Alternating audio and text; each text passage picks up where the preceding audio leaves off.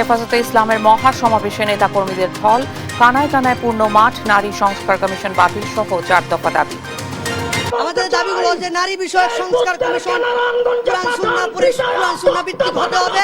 ইসলাম বিরোধী করে বাংলাদেশের মধ্যে কোনো নারী এবং পুরুষ কেউ থাকতে পারবে না। সংস্কার নিয়ে জাতীয় সমমনা জোটের সঙ্গে চলছে ঐকমত্য কমিশনের বৈঠক। 6 মাসের মধ্যেই হচ্ছে জাতীয় সনদ, জানালেন কমিশন প্রধান। এই 6 মাসের মধ্যেই আমরা চাই যেন আমরা একটি জাতীয় সনদ তৈরি করতে পারি। নারী সংস্কার কমিশনের প্রস্তাব প্রত্যাখ্যান করল জামায়াত। ফেব্রুয়ারি ও এপ্রিলের মধ্যে জাতীয় নির্বাচন দেওয়ার প্রস্তাব দলটির আমিরের। বিশ্ব মুক্ত গণমাধ্যম দিবস আজ। স্বাধীন গণমাধ্যম সূচকে এবার 16 ধাপ এগিয়েছে বাংলাদেশ, প্রতিবেশী ভারত পাকিস্তান পিছিয়ে। ব্রাহ্মণবাড়িয়ায় বেড়েছে সীমান্ত হত্যা। 1 বছরে বিএসএফ এর হাতে নিহত 3 বাংলাদেশি। চোরাচালান বন্ধের পাশাপাশি সচেতনতার তাগিদ। যুদ্ধ চাপিয়ে দিলে ভারতকে কঠোরভাবে মোকাবেলা করবে পাকিস্তান। সিন্ধু নদে বাঁধ দিলে ভারতে হামলা, সহসায় নিরাপত্তা পরিষদের বৈঠক। ইংলিশ প্রিমিয়ার লিগের একমাত্র ম্যাচে কষ্টার্জিত জয় পেয়েছে ম্যানচেস্টার সিটি। উলভারহ্যাম্পটনকে 1-0 গোলে হারিয়েছে তারা। দেখছিলেন শিরোনাম সংবাদ, দুপুরের সঙ্গে আছে আমি ইশিকা আজিজ। নারী অধিকার সংস্কার বিষয়ক কমিশনের প্রস্তাব বাতিল। শাপলা চত্বর ট্র্যাজেডি, আওয়ামী লীগ শাসনামলে সংঘটিত সব গণহত্যার বিচার সহ 4 দফা দাবিতে সোহরাওয়ার্দী উদ্যানে চলছে হেফাজতে ইসলামের মহাসমাবেশ। সকাল 9টায় শুরু হয় এই সমাবেশ, চলবে দুপুর 1টা পর্যন্ত। এরই মধ্যে নেতাকর্মীদের ঢলে সোহরাওয়ার্দী উদ্যান রূপ নিয়েছে জনসমুদ্রে। ফজরের নামাজের পর থেকেই খণ্ড খণ্ড মিছিল নিয়ে সমাবেশে অংশ নেন দলটির নেতাকর্মীরা। এতে উদ্যান কানায় কানায় পূর্ণ হয়ে যাওয়ায় আশপাশের সড়কেও অবস্থান নিয়েছেন কর্মীরা।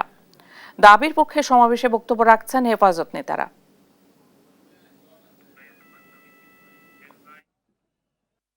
আজকের এই মহাসমাবেশের মাধ্যমে আমরা প্রমাণ করে দিচ্ছি হেফাজতে ইসলাম বাংলাদেশ এই দেশ, জাতি, মানবতা, এদেশের ইসলাম ও মুসলমানদের বিরুদ্ধে দেশি বিদেশি যে কোনো চক্রান্তের প্রতিবাদ করার জন্য, রুখে দেওয়ার জন্য সবসময় প্রস্তুত হয়ে আছে। হেফাজতে ইসলাম মুছে যায় নাই, বিলীন হয়ে যায় নাই, ঝড়ের মতো আসে, সব ষড়যন্ত্র তছনছ করে দিয়ে আবার ঝড়ের মতো ফিরে যায়। যতজন আশিকের রাসূলকে কারাগারে বন্দী করে রেখেছেন, অতি শীঘ্রই তাদেরকে মুক্তি দান করতে হবে। 2 নম্বর, অন্তর্বর্তীকালীন সরকারের কাছে আমরা দাবি জানাতে চাই, আপনারা পিলখানা ট্র্যাজেডির জন্য তদন্ত কমিটি গঠন করেছেন, 2024-এর জুলাই আগস্টের গণহত্যার জন্য তদন্ত কমিটি গঠন করেছেন, 2013 সালের শাপলার গণহত্যার জন্য কেন এখন তদন্ত কমিটি আপনারা গঠন করতে পারেন না? 4 দফা দাবিতে রাজধানীর সোহরাওয়ার্দী উদ্যানে চলছে হেফাজতে ইসলামের মহাসমাবেশ। এ নিয়ে আরো জানাতে সেখান থেকে যুক্ত হচ্ছেন সহকর্মী ফাহিম ইউসুফ। ফাহিম, সমাবেশে কি বলছেন বক্তারা? আমরা এখন রাজধানীর সোহরাওয়ার্দী উদ্যানে রয়েছি। সোহরাওয়ার্দী উদ্যানে যদি বর্তমান চিত্রটি বলতে চাই, যে এখানে প্রায় লাখো মানুষের একটি সমাগম দেখা যাচ্ছে। হেফাজত ইসলাম বাংলাদেশের পূর্ব ঘোষিত যে মহাসমাবেশ ছিল, সেই মহাসমাবেশে ইতিমধ্যেই কিন্তু প্রায় শেষের দিকে, দুপুর 1টায় কিন্তু শেষ হওয়ার কথা রয়েছে। এখন নেতাকর্মীরা বক্তব্য রাখছেন। তো এখন যদি এই পাশের আমি একটু চিত্রটি দেখাতে চাই, এখানে প্রায় লাখো মানুষ কিন্তু ঢাকা এবং ঢাকার আশপাশের যে অঞ্চলগুলো রয়েছে সেখান থেকে হেফাজত এবং অন্যান্য ইসলামী যে মনোভাবাপন্ন দলগুলো রয়েছে তাদের অনেকের নেতাকর্মীরা কিন্তু এখানে এসেছেন। তাদের কিন্তু মূল যে দাবি, 4 দফা দাবিতে তারা এখানে এসেছেন। সেই 4 দফা দাবির প্রধান যে দাবিটি, সেটি হলো নারী সংস্কার কমিশনের যে প্রতিবেদন, সেটি নিয়ে। নারী সংস্কার কমিশনের প্রতিবেদনে তারা নিন্দা জানানোর পাশাপাশি তারা দাবি করছেন যে খুব দ্রুত এটি বাতিল করতে হবে। এজন্য কিন্তু নেতাকর্মীরা একে একে বলছেন যে এটি এক ধরনের ষড়যন্ত্র বলে অনেকে দাবি করছেন। অনেকে বিভিন্ন ধরনের তথ্য দিচ্ছেন যে এটা হতে পারে যে পশ্চিমা বিশ্বের যে ইনফ্লুয়েন্স, সেটির কারণে এটি হতে পারে। তো এই যে ডক্টর ইউনূসের প্রতি তারা বারবার একটি আহ্বানই জানাচ্ছিলেন যে নারী সংস্কার কমিশন কমিশনের যে প্রধান কয়েকটি বিষয় ছিল যে পতিতাবৃত্তিকে একটি পেশা হিসেবে দেখা, তো তারা এটির যে বিরোধিতা করেছেন, পাশাপাশি বলছেন যে নারীদেরকে ইসলাম যে মর্যাদা দিয়েছে সেটি অবশ্যই অন্যান্য কিছুর সাথে তুলনীয় নয়। পাশাপাশি তারা বলছেন নারীরা যে ইসলামের অনুযায়ী যে যতটুকু সম্পত্তি পায়, পৈতৃক সম্পত্তি, সেটি অবশ্যই ইসলাম অনুযায়ী হতে হবে, সেটিকে কখনোই 50 ভাগ করে দেয়া যাবে না, এটিরও তারা বিরোধিতা করেছেন। এছাড়া নারী কমিশনের সম্পূর্ণ যতগুলো কমিশন যতগুলো প্রতিবেদন দিয়েছে, প্রতিবেদনের যতগুলো পয়েন্ট ছিল সবগুলোরই তারা বিরোধিতা করে বলছেন যে খুব দ্রুত এটি বাতিল করতে হবে। পাশাপাশি তাদের আরেকটি বড় দাবি ছিল যে হেফাজতের যে 2013 সালের 5ই মে গণহত্যা এবং অন্যান্য সময়ের যে আওয়ামী সময়ের যতগুলো গণহত্যা রয়েছে সবগুলো গণহত্যার পূর্ণাঙ্গ কমিশন করে সেখানে বিচারের আওতায় আনতে হবে যারা এই ধরনের কর্মকাণ্ড চালিয়েছেন। এবং এটি নিয়ে কিন্তু তারা খুবই বিক্ষুব্ধ, এবং আমরা অনেকের সাথে কথা বলছিলাম কিছুক্ষণ আগে, সাধারণ যে মুসল্লিরা এবং অন্যান্য যারা আসছেন তারাও কিন্তু একটি দাবি জানাচ্ছিলেন আমাদেরকে। পাশাপাশি ফিলিস্তিন এবং বিশ্বের যে অন্যান্য প্রান্তের মুসলিমরা রয়েছেন তাদের উপর যে নির্যাতন চালাচ্ছে সেই নির্যাতনেরও কিন্তু তারা নিন্দা জানানোর কথা বলছেন বাংলাদেশের পক্ষ থেকে। এই ছিল রাজধানীর সোহরাওয়ার্দী উদ্যান থেকে। এছাড়া তারা বলছিলেন যে ফিলিস্তিনের যে মানুষদের উপর ইসরায়েলি গণহত্যার পাশাপাশি যে অন্যান্য ভারত সহ অন্যান্য যেসব স্থানে যে মুসলিমদের উপর নির্যাতন হচ্ছে সেটির ক্ষেত্রে বাংলাদেশ যে অবদান, বাংলাদেশের যে ভূমিকা, সেটি তারা বলছেন যে দ্রুত বাংলাদেশের পক্ষ থেকে একটি ব্যবস্থা নিতে হবে, বাংলাদেশ সরকারকে ভূমিকা রাখতে হবে। এভাবেই তারা মুসলিমদের পাশে থাকার জন্য বিভিন্ন ধরনের কথা বলে যাচ্ছেন, এবং তারা বলছেন তারা একজন মুসলিম হিসেবে যে তাদের দায়িত্ব রয়েছে সে দায়িত্বের জায়গা থেকে কিন্তু তারা এখানে এসছেন। এই ছিল রাজধানীর সোহরাওয়ার্দী উদ্যান থেকে সর্বশেষ। ইশিকা। ফাহিম, অনেক ধন্যবাদ আপনাকে। 4 দফা দাবিতে হেফাজতে ইসলামের মহাসমাবেশ নিয়ে বিস্তারিত জানছিলাম সহকর্মীর কাছে। নারী সংস্কার নিয়ে কিছু সুপারিশ করা হয়েছে যা মোটেও সমর্থনযোগ্য নয়। এছাড়াও জাতীয় নির্বাচন আগামী বছরের ফেব্রুয়ারি বা এপ্রিল মাসের মধ্যে করার পরামর্শ দিয়েছেন জামায়াতে ইসলামীর আমির ডাক্তার শফিকুর রহমান। শনিবার সকালে রাজধানীর মগবাজারে আল ফালাহ মিলনায়তনে জামায়াতের জেলা ও মহানগর আমির সম্মেলন উদ্বোধন অনুষ্ঠানে এই কথা বলেন তিনি। মুসলমানের দেশে কিভাবে এই ধরনের একটা কমিশন কাণ্ডজ্ঞানহীন এই সমস্ত প্রস্তাবনা নিয়ে আসতে পারে আমরা বিস্মিত। কিন্তু কোরআনের বিপক্ষে দাঁড়িয়ে কোনো সুপারিশ দিবেন আর বাংলাদেশের মানুষ মেনে নেবে তা কখনো। এই জন্য আমরা ওই রিপোর্ট প্রত্যাখ্যান করিনি, আমরা ওই কমিটিকে প্রত্যাখ্যান। সংস্কার যেটা কার্যক্রম হাতে নেওয়া হয়েছে তা যদি আন্তরিকভাবে গতিশীল করা হয় এবং যদি অংশীজনেরা সবাই সেরকম সহযোগিতা করে, আমরা মনে করি সরকারের ঘোষিত সময়ের ভিতরে সংস্কার সাধন করে নির্বাচন সম্ভব। ঐকমত্য কমিশন কারো প্রতিপক্ষ নয়। সুনির্দিষ্ট 6 মাসের মধ্যে সুনির্দিষ্ট জাতীয় সনদ তৈরি মূল লক্ষ্য বলে জানালেন কমিশনের সহ সভাপতি ডক্টর আলী রিয়াজ। শনিবার সকালে জাতীয় সংসদ ভবনের এলডি হলে 12 দলীয় ঐক্যজোটের সঙ্গে সংলাপের শুরুতে কথা বলেন তিনি। জানান দলগুলোর মধ্যে মতপার্থক্য থাকবে, নেতাকর্মীরা জাতীয় স্বার্থে নিজ নিজ অবস্থান থেকে যেমন কথা বলবেন, আবার ছাড় দেওয়ারও মানসিকতা থাকতে হবে। সব বিষয়ে একমত হওয়া সম্ভব না হলেও রাষ্ট্র গড়ার ক্ষেত্রে একমত হতে পারবেন বলে জানিয়েছেন ঐকমত্য কমিশনের সহ সভাপতি।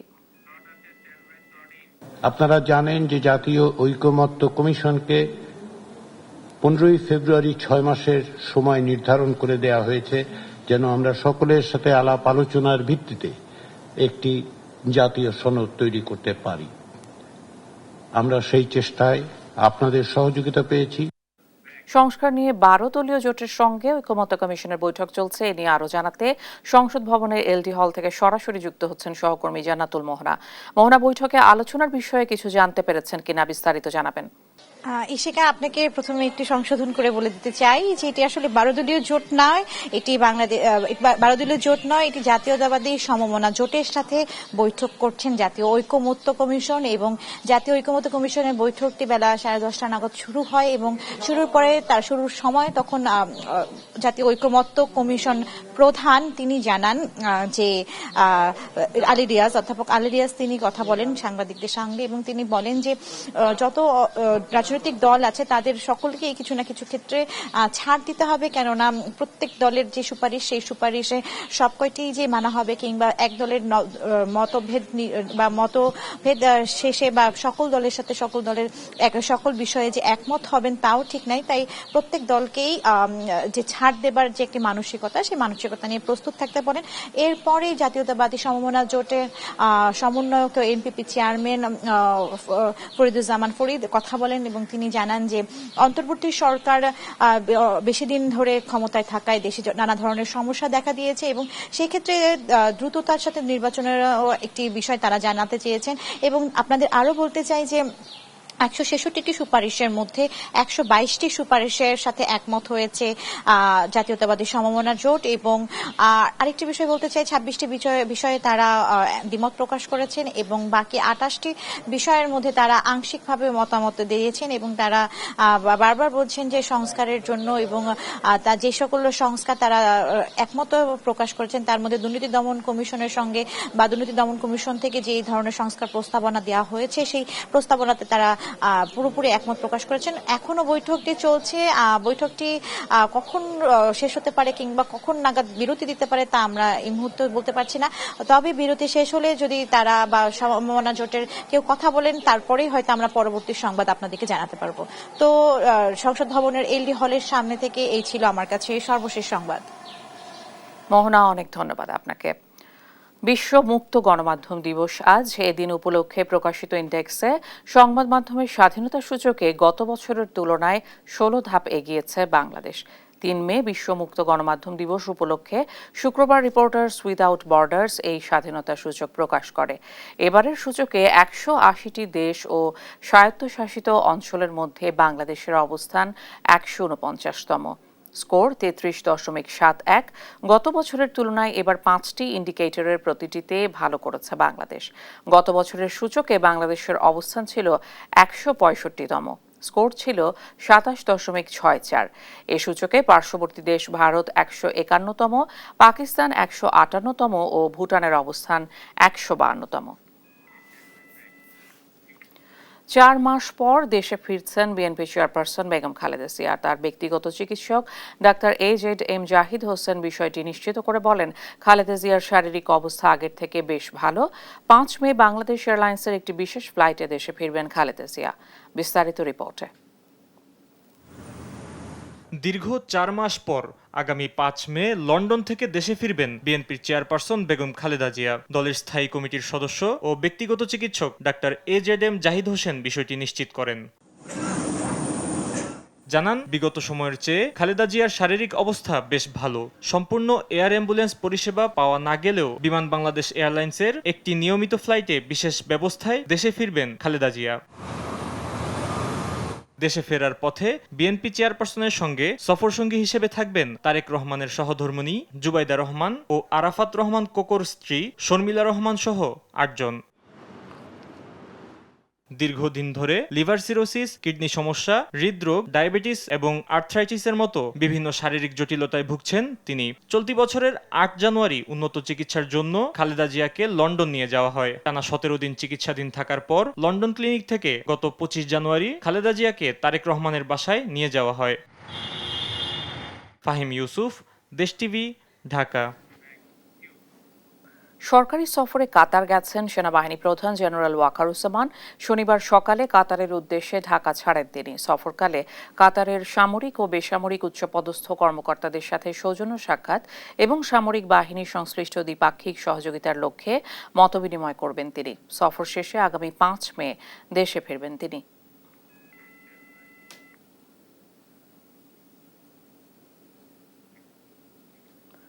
বন্ধ হয়ে গেল দেশীয় বেসরকারি এয়ারলাইন্স সংস্থা নভ এয়ারের ফ্লাইট চলাচল। শুক্রবার থেকে সংস্থাটির ফ্লাইট চলাচল বন্ধ রয়েছে। সংস্থাটির বহরে থাকা 5টি ATR বিমান বিক্রির প্রক্রিয়া শুরু করায় সাময়িকভাবে ফ্লাইট চলাচল বন্ধ করা হয়েছে বলে জানিয়েছেন নভ এয়ার কর্তৃপক্ষ। তবে কতদিন বন্ধ থাকবে নাকি একেবারেই বন্ধ হয়ে যাবে এ বিষয়টি নিশ্চিত করতে পারেনি নভ এয়ার। বিমান কোম্পানিটি ঢাকা থেকে চট্টগ্রাম, কক্সবাজার, সিলেট, যশোর, সৈয়দপুর এবং রাজশাহীতে অভ্যন্তরীণ ফ্লাইট পরিচালনা করত। যাত্রী সংকটে গত বছরের সেপ্টেম্বর থেকে তাদের একমাত্র আন্তর্জাতিক রুট কলকাতার সঙ্গে ফ্লাইট চলাচল স্থগিত করা হয়। মশক নিধনে শুধু সিটি কর্পোরেশন নয়, এলাকাবাসীকেও সচেতন থাকতে হবে বলে জানিয়েছেন ঢাকা দক্ষিণ সিটি কর্পোরেশনের প্রশাসক মোহাম্মদ শাহজাহান মিয়া। সকালে রাজধানীর খিলগাঁও আমতলা এলাকায় প্রায় 2 শতাধিক পরিচ্ছন্নতা কর্মী নিয়ে মশক নিধন অভিযানের সময় এ কথা জানান তিনি। আসন্ন বর্ষায় মশার উপদ্রব কমাতে নিজ নিজ বাড়ির আঙিনা পরিষ্কার রাখার আহ্বান জানান তিনি। বলেন, কারো একার প্রচেষ্টায় সম্পূর্ণ নির্মূল সম্ভব নয়, এজন্য এলাকার সবাইকে এগিয়ে আসতে হবে। সময় ডেঙ্গুর একটি প্রভাব দেখা যায়, তো সেইটা মাথায় রেখেই আমরা এই বিশেষ অভিযান শুরু করছি। আমরা মশার ঔষধ ছিটাবো, যাতে আমাদের নিয়মিত কার্যক্রম সাথে সাথে এই বিশেষ কার্যক্রমের মাধ্যমে আমরা এই মশার যে উপদ্রব এটা একেবারে সহনীয় পর্যায়ে নিয়ে আসতে পারি। অর্থাৎ এটা তো একেবারে নির্মূল করা এই মুহূর্তে সম্ভব না, কারণ এটার জন্য একটা দীর্ঘমেয়াদী প্রক্রিয়া লাগবে। তো আমরা যেটা চাচ্ছি যেন এটা একটা সহনীয় পর্যায়ে থাকে। আমাদের সকলের দায়িত্ব আছে, এলাকাবাসী যারা তাদেরও দায়িত্ব আছে। ব্রাহ্মণবাড়িয়ায় বেড়েছে সীমান্ত হত্যার ঘটনা। গেল 1 বছরে ভারত সীমান্তবর্তী 3 উপজেলায় বিএসএফের গুলি ও নির্যাতনে নিহত হয়েছেন 3 বাংলাদেশি। এসব ঘটনায় আতঙ্ক বাড়ছে সীমান্ত ঘেঁষা বাসিন্দাদের মাঝে। যদিও সংশ্লিষ্টরা বলছেন, আন্তর্জাতিক সীমানা আইন লঙ্ঘন এবং মাদক চোরাচালানের কারণেই সীমান্ত হত্যার ঘটনা ঘটছে। তবে এসব ঘটনায় বিএসএফকে জোরালো প্রতিবাদ জানানোর পাশাপাশি স্থানীয়দের সচেতন হওয়ার পরামর্শ বিজিবির। মেহেদিনুর পরশের রিপোর্ট, জানাচ্ছেন নুসরাত শোভা। ভারতের ত্রিপুরা রাজ্যের সঙ্গে ব্রাহ্মণবাড়িয়ার কসবা, আখাউড়া ও বিজয়নগর উপজেলার প্রায় 72 কিলোমিটার সীমান্ত রয়েছে। গেল 1 বছরে ভারত সীমান্তবর্তী 3 উপজেলায় বিএসএফের গুলি ও নির্যাতনে আহত হয়েছেন 3 জন, নিহতও 3 জন। এসব ঘটনায় আতঙ্ক বাড়ছে সীমান্ত ঘেঁষা বাসিন্দাদের মাঝে। এখন গরু বাছুর এখানে রাখতো, একটা গরু ছুটতে পাইছে গেল গা ইন্ডিয়ার ভিতরে গেলে গা, এটা তো আমরা কি আনতে যাই, যদি বিএসএফ ধরে আমরা নিয়ে যাগা। গেল 8 এপ্রিল বিজয়নগরের সেজামুড়া সীমান্তে বিএসএফের নির্যাতনে মৃত্যু হয় মুরাদুর রহমান নামে এক কৃষকের। এই মৃত্যুর শোক কিছুতেই কাটিয়ে উঠতে পারছে না পরিবার। তাদের দাবি, সীমান্তে নিজ ফসলি জমিতে কাজ করতে গেলে তাকে জোরপূর্বক ধরে নিয়ে নির্যাতন করে হত্যা করে বিএসএফ। আমার স্বামী সবসময় এই জায়গায় কাজ করতো, তারপর আমাকে বই লেগেছে ওই দিন 3টা বাজে আমি পূবে যাই, আমি ধান খেত আছে দেখতে যাই, তারপর আমার কাছ থেকে বই লেগেছে। বলার পরে ওরা ডাইখা নিয়ে নির্মূলভাবে হত্যা করে বাংলাদেশের বর্ডারের খানিতে রেখে গেছে। কেবল মুরাদি নয়, চলতি বছরের 28 ফেব্রুয়ারি কসবার পুটিয়া সীমান্তে গরু চড়াতে গিয়ে বিএসএফের গুলিতে আল আমিন নামে কৃষক নিহত হয়। পরে পতাকা বৈঠক করে মরদেহ ফিরিয়ে আনে বিজেপি। সবশেষ গেল 25 এপ্রিল আখাউড়া ইটনা সীমান্তে বিএসএফের গুলিতে গুরুতর আহত হন আসাদুল ইসলাম নামে আরেক যুবক। এছাড়াও 2024 সালের 22 এপ্রিল কসবার পুটিয়া সীমান্তে ঘোরাফেরার সময় বিএসএফ গুলি করে হত্যা করে হাসান নামে এক যুবককে। সেই বছরের 25 নভেম্বর কসবায় বায়েক সীমান্তে ঘুরতে গিয়ে বিএসএফের ছোড়া গুলিতে আহত হন রুকন উদ্দিন ও জাকির হোসেন নামে আরও 2 যুবক। তবে বিজিবির দাবি, সীমান্তবর্তী বাসিন্দাদের অসচেতনতা ও চোরা কারবারের কারণে সীমান্ত হত্যাকাণ্ড ঘটছে। যদিও এটি বন্ধে বিএসএফকে কঠোর বার্তা দেওয়ার কথা জানান এই কর্মকর্তা। যখন জিরো লাইনটা ক্রস করে, ইন্টারন্যাশনাল বাউন্ডারি ক্রস করে যখন ইন্ডিয়ার ভিতরে চলে যায়, তখন কিন্তু বিএসএফ বাধা দেয়। তো আমাদের পক্ষ থেকে একটু সচেতন হতে হবে যে শূন্য লাইনটা কোনটা, এটা আমাদেরকে জানতে হবে। আর সীমান্ত হত্যা শূন্যে নামাতে আগে মাদক চোরাচালান বন্ধ করা প্রয়োজন জানিয়ে কার্যকর পদক্ষেপ গ্রহণের কথা জানান জেলা প্রশাসক। এখানে একটা মেইন ফাংশন হচ্ছে চোরাচালানের একটা বিষয় আছে। তো তারা দেখা যায় যে প্রায় তারা আইন ভঙ্গ করছে, এবং যেসব জায়গাগুলোতে আপনার পিলার নাই, যেটা অবজারভার নাই, অবজারভার পয়েন্ট যেগুলো আছে, তার মাঝখানে যে গ্যাপটা আছে সেই মাঝখানে তারা প্রবেশ করছে। সীমান্ত হত্যা বন্ধে সরকারকে পরিকল্পিত উদ্যোগ নেয়ার দাবি সচেতন মহলের। নিউজ ডেস্ক, দেশ টিভি।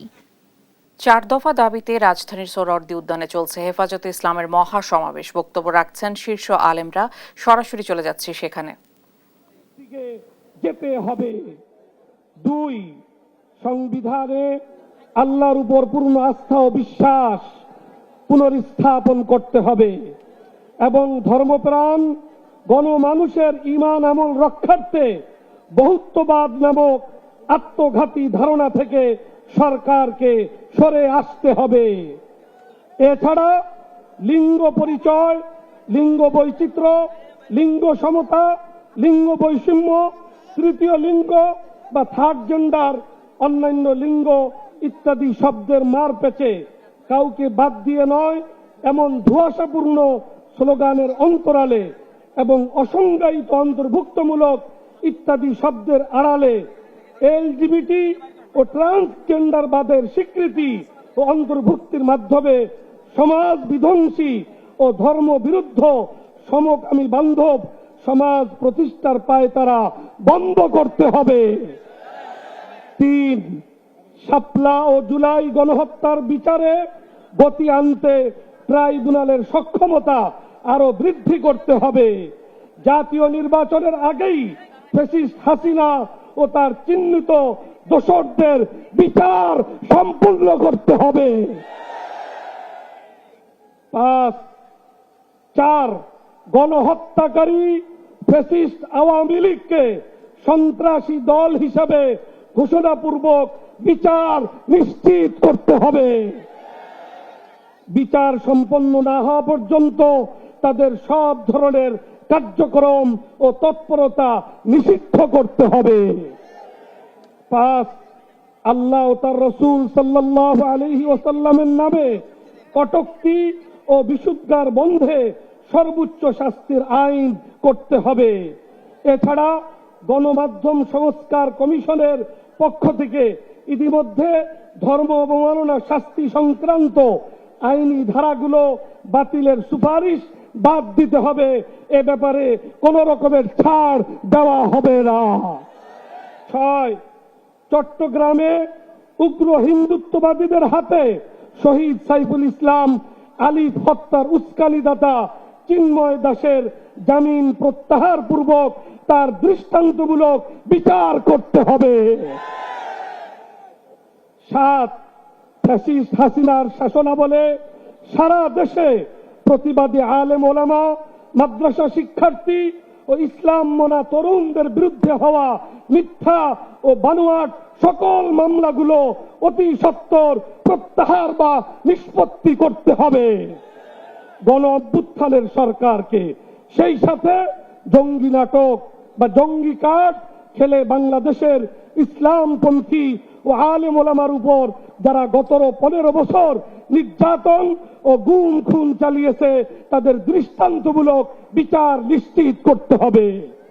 8 গাজার মুসলমানদের উপর অবৈধ রাষ্ট্র ইসরায়েলের চলমান গণহত্যা ও ভারতে সংখ্যালঘু মুসলিম নির্যাতনের বিরুদ্ধে আমাদের গণ অভ্যুত্থানের সরকারকে কূটনৈতিকভাবে আরো উচ্চ কণ্ঠ হতে হবে এবং দেশের সর্বস্তরের জনতাকে ইসরায়েলি ও ভারতীয় পণ্য বয়কট করতে হবে। 9 এদেশ 90% মুসলমানের দেশ, অতএব শিক্ষার প্রাইমারি লেভেল থেকে সর্বোচ্চ পর্যায় পর্যন্ত সর্বস্তরে ইসলামী শিক্ষাকে বাধ্যতামূলক করতে হবে। 10 রাখাইনকে মানবিক করিডোর প্রদানে সরকারের সম্মত হওয়া সম্পূর্ণরূপে আত্মঘাতী সিদ্ধান্ত। আমাদের ভৌগোলিক নিরাপত্তার স্বার্থে এই অদূরদর্শী সিদ্ধান্ত থেকে সরকারকে অবশ্যই অনতিবিলম্বে ফিরে আসতে হবে। 11 চট্টগ্রামের পার্বত্য অঞ্চলে ভিনদেশী মিশনারিদের অপতৎপরতা ও দৌরাত্ম্য বন্ধ করতে সরকারকে উদ্যোগ দিতে হবে।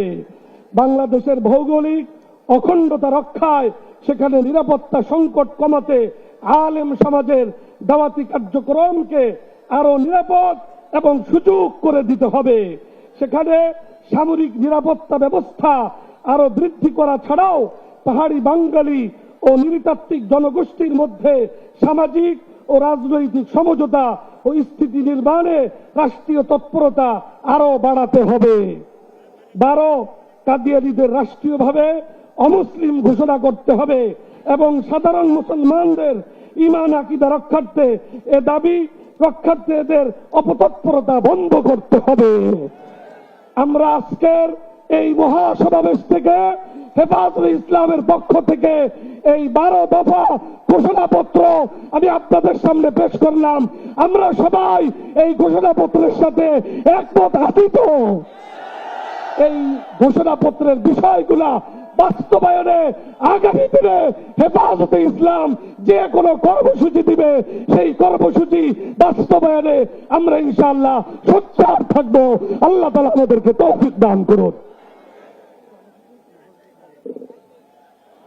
সংগ্রামী তাওহীদি জনতা, এ পর্যায়ে নীতি নির্ধারণী বক্তব্য রাখবেন উম্মুল মাদারিস দারুল উলুম মুঈনুল ইসলাম হাটহাজারীর সুযোগ্য মহাপরিচালক হেফাজতে ইসলাম বাংলাদেশের 4 দফা দাবিতে হেফাজতে ইসলামের মহাসমাবেশ থেকে শীর্ষ আলেমরা বক্তব্য রাখছিলেন। চুয়াডাঙ্গায় কৃষকের প্রণোদনার সার নিজ গোডাউনে মজুদ রাখার দায়ে এক ব্যক্তিকে 30,000 টাকা জরিমানা করেছে ভ্রাম্যমাণ আদালত। শুক্রবার সন্ধ্যায় দামুড়হুদা উপজেলার সহকারী কমিশনার ও ভ্রাম্যমাণ আদালতে নির্বাহী ম্যাজিস্ট্রেট KHM তাসফিকুর রহমান আদালত বসিয়ে এই জরিমানা করেন। এ সময় মোশাররফের গুদাম থেকে কৃষকের প্রণোদনার 7 বস্তা DAP ও 7 বস্তা পটাশ সার উদ্ধার করা হয়। ঘটনার প্রমাণ পাওয়ায় ভ্রাম্যমাণ আদালতে অভিযুক্ত মোশাররফকে 30,000 টাকা জরিমানা করেন। এই সময় মোশাররফ জরিমানার পুরো টাকা পরিশোধ করে মুক্তি পান। বিনির্দেশ বহির্ভূতভাবে রাখার কোনো সুযোগ নাই এবং সেটা মজুত করার কোনো সুযোগ নাই। যেহেতু সারের বস্তার পরিমাণ অনেক মানে 7টা স্লিপের মাধ্যমে সারের বস্তাপনা করা হয়েছে এবং সার ব্যবস্থাপনা আইন 2006 অনুযায়ী এটি দণ্ডনীয় অপরাধ। তাকে সর্বোচ্চ অর্থদণ্ড প্রদান করা হয়েছে। এই আইন অনুযায়ী 30,000 টাকা জরিমানা করার কথা আছে। আমি 30,000 টাকা জরিমানা করলাম তাকে। গাজীপুরের তামিরুল মিল্লাহ কামিল মাদ্রাসায় কামিল পরীক্ষা কেন্দ্র পরিদর্শন করেছেন ইসলামী আরবি বিশ্ববিদ্যালয়ের উপাচার্য প্রফেসর ডক্টর মোহাম্মদ শামসুল আলম। শনিবার সকালে তিনি কেন্দ্রের বিভিন্ন কক্ষ ঘুরে দেখেন এবং পরীক্ষা কেন্দ্রের পরিবেশ নিয়ে সন্তোষ প্রকাশ করেন। এ সময় ভিসি পরীক্ষা কেন্দ্রের নকলমুক্ত করতে নানা উদ্যোগ নেওয়ার কথা জানিয়ে বলেন, নকলমুক্ত পরিবেশে পরীক্ষা গ্রহণের জন্য জেলা প্রশাসককে চিঠি দেওয়া হয়েছে। কেন্দ্রে কেন্দ্রে মনিটরিং জোরদার করা হয়েছে। এবার ইসলামী আরবি বিশ্ববিদ্যালয়ের অধীনে সারা দেশে 149টি কেন্দ্রের মাধ্যমে 43,000 পরীক্ষার্থী কামিল পরীক্ষায় অংশ নিচ্ছেন। মনিটরিং জোরদার ইতিমধ্যে আমরা করেছি এবং করছি এবং যেহেতু দায়িত্ব নিয়েছি এটা আমাদের উপর আমি মনে করি যেটা আমানত এবং যে কোনো মূল্যে আমরা শিক্ষার মান উন্নয়ন করব এবং অসদুপায় অবলম্বনের সব পথ আমরা বন্ধ করে দেবো ইনশাআল্লাহ। আমরা জেলা প্রশাসনকে চিঠি দিয়েছি যাতে করে কঠোরভাবে মনিটরিং করে এবং প্রত্যেকটা কেন্দ্রে যাতে ম্যাজিস্ট্রেট নিয়োগ করা হয়।